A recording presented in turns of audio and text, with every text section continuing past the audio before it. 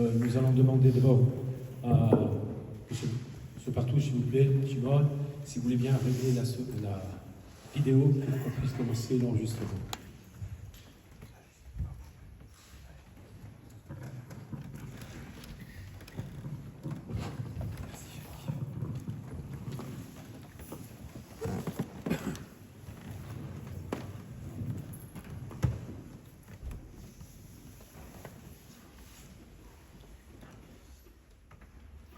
Nous aurons l'occasion aussi d'avoir le docteur Wegensberg qui nous fera un exposé sur le 7 octobre, qui est notre administrateur et en même temps médecin référent de la synagogue.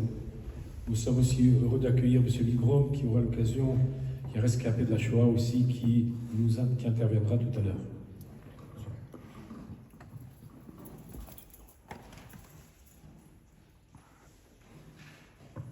Mesdames, Messieurs, mes chers amis, je voudrais d'abord commencer par remercier, effectivement, comme ça vient d'être dit, le président de la synagogue Nazareth, M. Jackie Vobot, le rabbin Chaim Torgeman, et les différents organisateurs de cette matinée très importante à mon sens, parce que comme l'a dit très bien le président, c'est important aussi que dans le cadre de ces commémorations, la Torah soit présente. Hier encore, on a fait appel à Dieu, c'est très bien, on a une des personnes qui avait malheureusement perdu son fils, et dont le corps n'a pas été rendu, a prié longuement Dieu, mais la prière doit aussi être accompagnée de la mitzvah. Et donc, c'est important que les enseignements de Torah puissent être développés pour permettre l'élévation de l'âme de ceux qui ne sont plus, et pour permettre aussi que le dénouement heureux et que les otages reviennent à leur maison et que tout ce cauchemar que nous vivons prenne fin. Donc la Torah c'est important, les mitzvot c'est important, et la mitzvah particulière en ce moment, comme l'a dit tout à l'heure notre collègue, le rabbin Marciano, c'est la Teshuvah. Donc moi aussi je vais développer quelque part la Teshuvah, c'est-à-dire le repentir, le retour à Dieu. Pourquoi c'est important en ce moment? Parce que nous vivons 10 jours qui s'appellent Aseret Yemei Teshuvah, les 10 jours du repentir, qui ont commencé avec Rosh Hashanah, qui vont se terminer avec Yom Kippour. Alors on peut se poser la question, mais Teshuvah, tous les jours on doit faire Teshuvah, dans la prière quotidienne, nous demandons à Dieu, Hashivenu Hashem, aide-nous à faire Teshuvah. Alors pourquoi juste ces 10 jours? Il y a 2 raisons. La première, c'est que pendant ces 10 jours, Dieu est plus proche de nous. Donc la Teshuvah n'est pas un exercice facile, et là on a l'aide de Dieu, donc il faut en profiter. Et en plus de ça, comme vous le savez, nous sommes dans une période où l'enjeu est particulier puisque nous sommes jugés pour toute l'année qui vient, voire plus, pendant ces 10 jours. Donc c'est le moment ou jamais où il est fondamental de faire Teshuvah. Alors à l'occasion de cette matinée, je voudrais vous donner une nouvelle définition de la Teshuvah, qui n'est pas du tout connue, et que j'ai trouvé chez un de mes maîtres, le Rav Wolbe Zichrono Livracha. Et pour commencer mon exposé, je commencerai par une constatation que fait donc mon maître. Tout ce que je dis, c'est au nom de mon maître. Ce constat est que tous les éléments qui peuplent le monde sont en réalité extrêmement proches de l'autre, les uns des autres. Tous les éléments font partie d'une seule famille. Pourquoi? Parce que tout ce qui a été créé ici-bas a été créé par une seule personne, si je puis dire personne avec un grand P, par notre Créateur. Comme le dit le prophète Malachi, Av Echad Kulanu. Il y a un seul Père, nous avons tous un seul Père. C'est notre Père qui est aux cieux. Et par conséquent, nous sommes tous une grande famille. La poussière de la terre a un lien très fort avec nous. D'ailleurs, nous avons été créés à partir de la poussière. Le premier homme a été créé à partir de la poussière. Et à la fin de la vie, on retourne à la poussière. Qui a farata, va la fartachou, dit le verset. Tu es poussière et tu rejoindras la poussière. On a des liens très très forts avec la poussière. On a des liens très très forts avec le royaume végétal. Nous avons en commun, nous partageons le concept de croissance. En hébreu, le végétal s'appelle tsemach, c'est-à-dire ce qui a la propriété de croître. Le lien avec le monde animal est encore plus évident. Et le lien avec les autres humains est flagrant.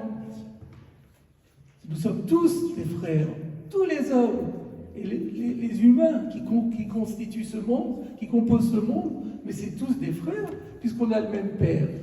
À l'époque de l'Antiquité, on ne voyait pas les choses comme ça. Les étrangers étaient des barbares. Et on allait même jusqu'à les tuer, parce qu'on ne connaissait pas cette vérité. On ne savait pas que nous procédions tous d'un même père, et que nous étions donc tous des frères. C'est le judaïsme qui a apporté au monde cette vérité, par le monothéisme, doublé de l'assertion de la création, comme quoi il y a un seul créateur, et que tout ici-bas procède de ce créateur. Donc la première idée, le premier constat, c'est que, en fait, on est tous une immense famille. Et vous verrez que le thème qui s'est imposé à moi résonnera d'une actualité particulière compte tenu des événements dont nous parlons aujourd'hui. Donc quand on voit que la haine, etc., mais c'est complètement illogique, puisque nous sommes tous des frères. Et alors, ce que dit mon maître, c'est qu'il a découvert encore autre chose. C'est que le fondement du culte, du service de Dieu, repose justement sur le lien d'amitié qui doit exister et qui doit gérer la relation des uns avec les autres. Je vais vous citer un passage du Talmud qui est très curieux. Dans Menachot, page 53a. Pour ceux qui comprennent l'hébreu, je dirais aussi l'hébreu parce que ça a une saveur particulière, et je traduis en même temps. Voilà ce que dit le Talmud. Yavo Yedid ben Yedid, ve'yivne Yedid le Yedid, bechelko shel Yedid, ve'yidkapru bo Yedidim. Vous avez entendu qu'il y a un mot qui revient tout le temps, c'est Yedid. Vous savez ce que ça veut dire Yedid en hébreu? Un ami. Et d'ailleurs, le Rav Torjman, qui aime bien les étymologies, vous dira que Yedid, on peut le couper ce mot en deux, et ça fait Yad, Yad. La main qui tient la main. Yedid, c'est l'ami. Et donc je traduis, que vienne l'ami, fils de l'ami, qu'il construise un ami pour l'ami, dans le terrain qui appartient à l'ami, pour que les amis trouvent leur expiation. Qu'est-ce que ça veut dire? Le Talmud explique. Et il dit que chaque fois on se réfère à quelqu'un d'autre qui est appelé dans la Bible ami. Et donc je poursuis l'explication. Que vienne l'ami, de qui parlons-nous? De Salomon. Le roi Salomon est appelé dans la Bible Yedidia. Outre le nom de Salomon, il est appelé Yedidia. Yedidia, ça veut dire ami de Dieu, Gottlieb en allemand.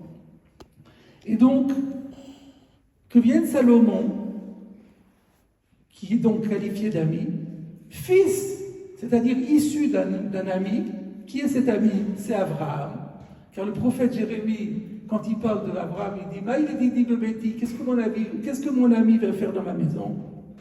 Veuillez venir dire et que cet ami, fils d'un ami, construise un ami. De qui s'agit-il? De quoi s'agit-il? Du temple de Jérusalem. Parce que le verset dans les psaumes dit Ma yedidot mishkenotecha. Donc on parle du temple en termes d'amis. Le temple est aussi un ami. Et donc, on va construire ce temple. Où est-ce qu'on va le construire? Alors plutôt, les yedid pour l'ami. Là c'est l'ami avec un grand A. Qui est l'ami ici? Le Saint béni soit-il, qui est aussi appelé l'ami dans Isaïe, dans le verset qui dit Ashirana lididi, je vais chanter pour mon ami, c'est-à-dire pour Dieu. Dieu est notre ami. Bechelko chez Yedid, dans le terrain qui appartient au Yedid, de qui s'agit-il? De Benjamin, dans la paracha de la semaine. On a lu ça ce matin à la synagogue. Le Binyamin Amar, à Binyamin, Moïse a dit avant sa mort Yedid Hashem, l'ami de Dieu. Donc Benjamin. Et grâce à cela, les Yedidim les amis vont trouver leur explication. Leur expiation. C'est qui les amis? Ben, les amis, c'est Israël. Parce que le verset dans Jérémie dit Natati et yedidut nafshi bekaf oivea. J'ai mis les amis de mon âme dans la paume de leurs ennemis. Ainsi, encore une fois, si on récapitule, Salomon, l'ami, fils de Abraham, l'ami, va construire un temple, l'ami, pour Dieu, l'ami, dans le terrain qui appartient à Benjamin, l'ami, et tout cela pour que les amis, c'est-à-dire le peuple d'Israël, trouvent le pardon et l'expiation. Qu'est-ce qu'on constate ici? On parle ici du temple de Jérusalem. Le temple de Jérusalem, c'est le dispositif qui a été conçu par Dieu pour être l'endroit où on va le servir. Et on voit ici que les préparatifs concernant ce dispositif, la construction de ce dispositif, le lieu qui a été choisi pour ce dispositif, les objectifs de ce dispositif, tournent autour d'une seule chose, c'est de l'amitié. Donc, le culte du judaïsme, c'est en fait le culte de l'amitié.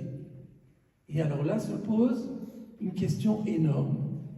Mais alors si c'est comme ça, pourquoi le monde est ce qu'il est? Pourquoi tant de haine? Pourquoi tant de morts? Pourquoi tant de cruauté?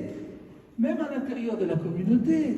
Pourquoi tant de querelles? Pourquoi tant de désaccords? Pourquoi tant de conflits? Pourquoi tant d'hostilité?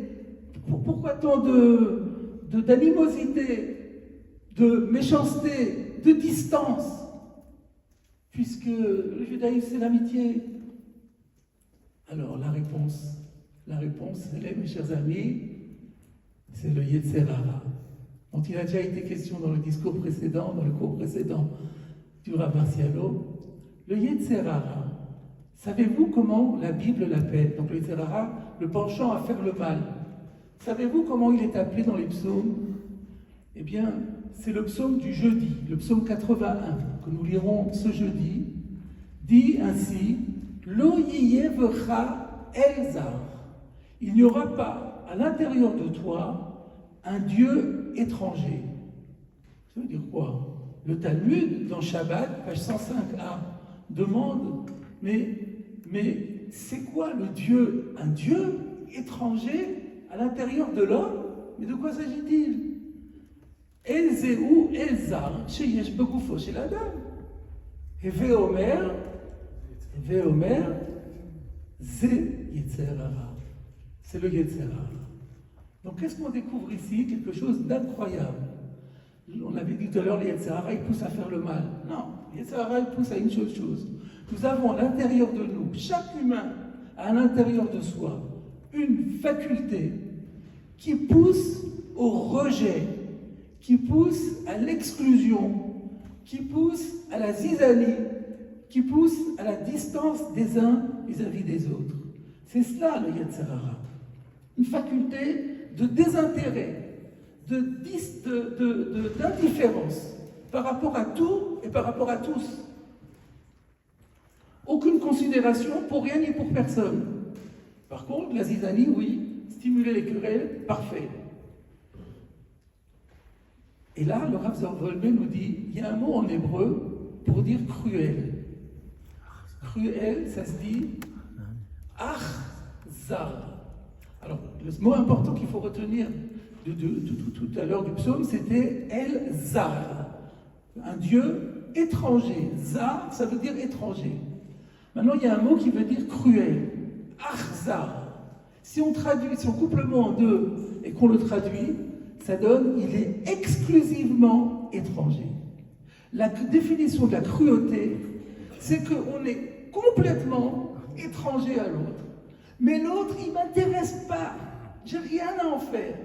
À partir de ce moment-là, on est capable des pires cruautés. C'est ça. C'est cela, la zarout, c'est cela, la force de l'étrangeté, et c'est ça le Yetzer Hara. On parle toujours de Yetzer Hara, mais en vérité, on ne sait pas ce qu'il est dans son essence. Le Yetzer Hara, c'est cette capacité qui a été mise en nous, en chacun de nous, de faire le rejet, d'exclure l'ostracisme de l'autre. Et alors, nous allons voir ce rejet, dans quelle direction il s'adresse. On va se rendre compte que ce rejet peut se faire dans différentes directions. Alors, Alors je commence par citer le Rambam Maïmonide dans son Mishneh Torah sur les lois du jeûne. À l'époque où il y avait encore un tribunal Sanhédrin, lorsqu'il y avait un malheur qui atteignait la communauté, le Sanhédrin pouvait décréter de faire un jeûne public. Et Maïmonide nous dit, mais ceux qui ne vont pas faire un jeûne, ou qui ne vont pas invoquer Dieu, supplier Dieu, et ils vont dire, bon, c'est quelque chose qui est arrivé, c'est un malheur, c'est normal, c'est la marche du monde. Ils ne vont pas y voir la main de la providence, ils ne vont pas comprendre que Dieu est derrière tout ça, et qu'il faut intercéder auprès de Dieu pour que les choses changent. Si les gens disent, oh ben c'est tout à fait normal, hein, c'est la marche du monde, le monde il est comme ça, on ne peut rien y faire, alors, et que c'est le fruit du hasard, qu'est-ce qu'il dit le Rambam? Arezut derech hazariyut, c'est de la cruauté. La cruauté? Parce qu'on a dit que Dieu n'y est pour rien et que c'est la marche du monde? Ben oui, parce que la cruauté c'est rejeter l'autre complètement. Et là, qui est l'objet de ce rejet? C'est Dieu. Donc le rejet peut se faire par rapport à Dieu. On peut dire, mais Dieu, je ne connais pas, qui c'est Dieu? Il n'y a pas Dieu, c'est le monde qui fonctionne en automatisme. Et bien ça c'est de la cruauté, parce qu'on est complètement extérieur, on a rejeté complètement la providence. La faculté de rejet s'exerce dans ce cas vis-à-vis de Dieu. Maintenant je vous cite un autre Maïmonide, dans l'Ilchot Deot, qui dit que, ça évoque un peu les questions qui ont été posées tout à l'heure, si quelqu'un a fait du mal à l'autre, ça arrive que quelqu'un ait causé du tort à son prochain. Quelle doit être l'attitude du prochain? Maïmonide dit, il ne faut pas garder ça dans son cœur et se taire et ne rien dire. C'est pas bon. Garder la rancœur pour soi. Non, il faut aller voir la personne qui a fait du mal. Il faut lui dire, pourquoi tu m'as fait ça? Dis-moi, pourquoi tu m'as fait ça? Pourquoi tu as fait telle et telle chose? Pourquoi tu as commis vis-à-vis de moi telle injustice? Premier point. Et ensuite, Maïmonide rajoute, et si la personne dit, oh je le regrette, pardonne-moi s'il te plaît, alors il faut lui pardonner. Je vous dis le terme en hébreu parce que c'est toujours très fort. Si l'autre est venu et il lui a dit, s'il te plaît, pardonne-moi, tsarich limchol, il faut pardonner. Velo yiye hamochel achzari. Parce que s'il ne pardonne pas, il va être cruel. En d'autres termes, encore une fois, si je ne suis pas capable de pardonner à la personne qui m'a fait du mal, alors que, sincèrement, elle le regrette et qu'elle vient me dire, excuse-moi, mais je regrette profondément ce que j'ai fait. Et moi je dis, non, je ne peux pas, c'est trop. Tu m'as fait là, je ne peux pas pardonner. C'est encore une fois le rejet. Mais cette fois-ci, c'est le rejet de qui? C'est le rejet de l'autre. Donc en fait, il y a le rejet de l'autre avec un grand A majuscule, c'est Dieu, celui qui est tout autre, et il y a le rejet des autres. Et si on réfléchit bien, eh ben, on peut voir que tous les mots qu'on trouve, M-A-U-X, qu'on peut trouver dans la société, ils proviennent soit d'un rejet de Dieu, soit d'un rejet des hommes. Par exemple, les fâcheries, les brouilles, les moqueries, les paroles méchantes, les paroles critiques simplement, les affronts, les insultes, les vexations, ça procède du Elzar, de ce Dieu d'étrangeté qui exerce son influence malfaisante dans quel registre? Ben Adam l'Arvero, entre l'homme et son prochain. Ça, c'est une première chose. Mais, par contre, lorsque on n'a pas d'envie ni de plaisir à aller à la synagogue, on n'a pas envie de prier, on n'a pas envie d'étudier la Torah, on n'a pas envie de faire les mitzvot, pour certains de manger kasher, pour d'autres on n'a pas envie d'observer le Shabbat, etc., etc. Ça procède encore une fois de cette force de rejet. Mais cette fois-ci, ce rejet, c'est pas par rapport aux hommes, c'est par rapport à Dieu. On sait que dans le judaïsme, on dit qu'il y a deux dimensions, la dimension horizontale entre l'homme et son prochain, la dimension verticale entre l'homme et Dieu. Eh bien, le Yetzer Hara, c'est le Elzar, c'est le Dieu qui est complètement étranger et qui fait le rejet, qui pratique le rejet, qui nous pousse à le rejeter Dieu, ou rejeter les autres, c'est pas bien non plus. Il y a une troisième dimension, le rejet peut se faire vis-à-vis de soi-même. On peut agir en nous rejetant une partie de nous-mêmes. Pourquoi? Parce que nous sommes faits en deux parties. Nous avons le corps et nous avons l'âme. Et là, je parle de la concupiscence, de l'appétit de jouissance. C'est le corps qui nous tire là-dessus, même lorsque la Torah nous l'interdit. Qu'est-ce qu'il fait? Comment le corps s'y prend? Il rejette l'âme. L'âme, c'est pas important pour nous. Ce qui compte, c'est le corps.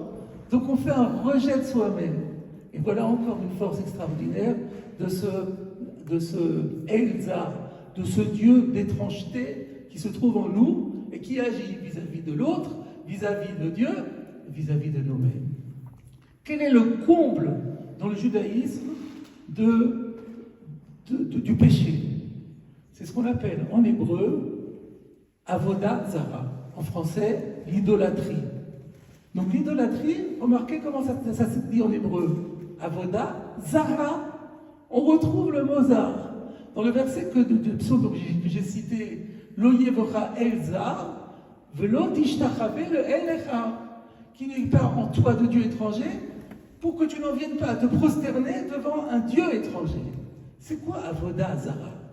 Avodah Zara, ça veut dire qu'on fait de ce rejet de Dieu, donc elle est Zara, pourquoi? Parce qu'on rejette Dieu, et on fait de ce rejet de Dieu non seulement un système, mais une religion. C'est ça l'idolâtrie. Et ça, c'est le comble du comble. Voilà, mes chers amis, la leçon que je voulais vous donner, c'est que la définition de la Teshuvah, maintenant je vous ai dit une nouvelle définition de la Teshuvah, qui vient d'une nouvelle définition du Yetzer Hara, c'est de prendre conscience des ravages qui sont provoqués par la zarout qui est en nous, par cette force de rejet, de répulsion qui se trouve en nous, et que nous devons passer d'une logique de zarout, d'une logique de rejet, à une logique de yedidout, une logique d'amitié. Donc voilà, en un mot, la Teshuvah, c'est ça. Laissons de côté, rejetons les rejets, et soyons tous des amis. Et c'est comme ça que nous passerons le cap des 10 jours de pénitence. Ce que je souhaite à nous tous, et qu'ainsi revienne la paix en Israël, la paix dans le monde entier, de nos jours et très vite. Amen. Amen. Monsieur Grandin, merci pour ce brillant exposé, ce chiour qui était exceptionnel. Puisque vous m'avez interpellé, je vais continuer un petit peu sur l'amitié, puisque vous savez qu'en hébreu, vous avez dit que le mot yad veut dire la main. Pourquoi on appelle ça yad, la main? Parce qu'on a 14 phalanges. C'est la valeur numérique de yad.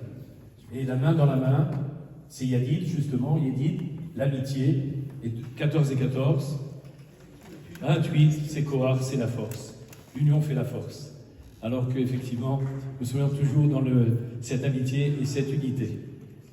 Alors, la place, c'est aux questions. Alors, je voudrais que ce soit très court parce que, voilà. Comme j'ai un engagement qui s'est rajouté, je vais devoir vous quitter très vite. On va peut-être laisser toutes les questions se poser, peut-être, et ensuite vous répondrez de façon globale, ce qui nous permettra de gagner du temps. Très bien.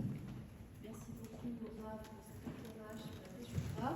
Alors, je voulais savoir, une fois qu'on a pris conscience de cela, comment y arriver? Voilà, puisque chez certaines personnes, le Yetzer Hara est plus ou moins important. Des fois, ça peut se faire facilement en privé, et des fois, c'est très compliqué parce que ça se fait sur les 3 dimensions. Il peut apparaître sur les 3 dimensions. Alors, comment y parvenir? D'autres questions? Il y a Jacqueline qui voudrait. Jacqueline, je vous Jacqueline Schwartz. Monsieur le grand rabbin, merci pour votre cours, il est magnifique et ça me fait penser à quelque chose. C'est à votre mère, avec qui j'ai étudié pendant des années et je pense à elle pendant tout le temps. Voilà, merci à vous. Merci. Oui. Un garçon qui a une question à poser. Monsieur le rabbin, merci beaucoup pour ce que vous avez dit. C'est un très beau message de paix. Je pense qu'aujourd'hui, on en a besoin de la paix. Mais comment faire en pensant au 7 octobre je ne pense pas que tout le monde sont nos amis. À quel moment on ne devient plus un ami et on ne doit plus l'être? Juste, excusez-moi pour compléter, vous avez cité Maïmonide et dans le Guide des égarés, il parle beaucoup des anthropomorphismes. Est-ce que le fait de considérer Dieu comme un père ou comme un ami, ce ne serait pas une forme d'anthropomorphisme? Et du coup, un peu une critique, excusez-moi, mais où c'est pas Dieu qui a fait l'homme à son image, mais les hommes qui ont fait Dieu à leur image. Merci beaucoup. Une autre question? Merci. Alors, dans l'ordre, d'abord, je remercie madame qui a pensé à ma mère, ça me touche beaucoup. Et ensuite, je viens en question. Donc, effectivement, c'est un travail.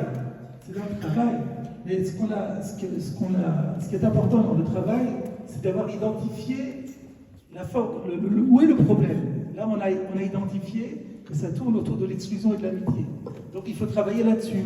Alors, c'est vrai que c'est pas facile, mais il faut trouver toutes les occasions où on a les possibilités de développer en soi ce sens de l'amitié et au contraire réduire autant que faire se peut l'influence de l'autre. Donc il faut travailler dans ce sens. Alors vous allez me dire mais on ne peut pas y arriver d'un coup, c'est possible. On a toute une vie pour cela. C'est-à-dire que chaque fois, il faut que le jour de Kippour, on prenne au moins une résolution à laquelle on se tiendra toute sa vie. Et déjà, on aura gagné quelque chose. Et donc, que ce soit dans la direction vis-à-vis de Dieu, vis-à-vis des autres, vis-à-vis de soi-même, dans toutes les directions, on peut prendre trois décisions.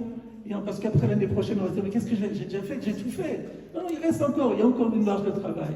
Donc c'est un vrai travail, et chaque progrès qui est fait est très important. Voilà ce que je pourrais dire, pour vous encourager. C'est pas facile, mais il faut. L'autre question était, à quel moment un ami c'est d'être un ami? Vous avez raison, vous avez raison. Si l'ami se comporte comme ennemi, on n'est pas, nous, à se prosterner devant lui en lui disant « t'es mon ami ». Nous avons des règles, nous avons comment on appelle ça, le droit à se défendre, qu'on appelle ça quand on légitime défense. Qui veut nous attaquer, Légitime défense. La légitime défense, voilà. La légitime défense. Le verset dit chez nous, le Talmud dit, celui qui vient te tuer, eh ben prends les devants et tue-le. Bon, c'est clair, hein, on n'est pas naïf, on n'est pas naïf. Et Maïmonide que j'ai cité dit, si quelqu'un t'a fait du mal, ne reste pas insensible, va lui parler et tu fais des remontrances. En fait, je n'ai pas dit tout le Maïmonide, mais il dit, le verset dit, tu dois lui faire la remontrance. Maintenant, après, ça dépend de sa réaction. Si t'envoies balader, tu l'envoies balader aussi. Et si tu demandes pardon, là ça change. Voilà le tournant. Quant à la question des anthropomorphismes, là je me suis basé sur un prophète. Le prophète Malachi a dit, nous avons un Père pour nous tous. Donc à partir du moment où c'est le prophète qui dit, le prophète n'est que l'interprète de la parole divine. Donc je suis tranquille, j'ai sur qui me fonder. Voilà, je vous remercie infiniment. J'aurais aimé rester encore parce que vraiment c'est passionnant, mais le devoir m'appelle. Je vous souhaite à tous encore une fois, Shana Tova, Umetuka, que l'année non seulement soit bonne, mais soit douce également. Merci. Merci.